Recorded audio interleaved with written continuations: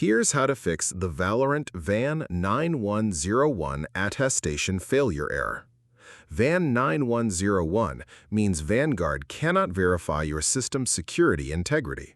This is usually caused by corrupted system files or secure boot and TPM not being properly enabled. Start by running a system file repair. Search for CMD, right-click, and select Run as Administrator. Type sfc/scan now and press Enter. Wait for it to complete fully. Then type dism/online/cleanup-image/restore health and press Enter. Wait for that to finish too. Restart your PC after both commands complete.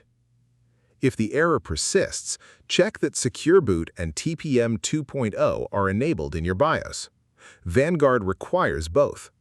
Reboot into your BIOS settings and confirm they are active.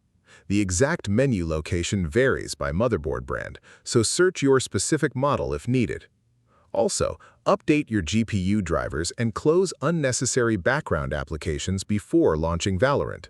Both can contribute to attestation failures on some systems. If this helped you out, hit that subscribe button for more straight-to-the-point tutorials on step-by-click.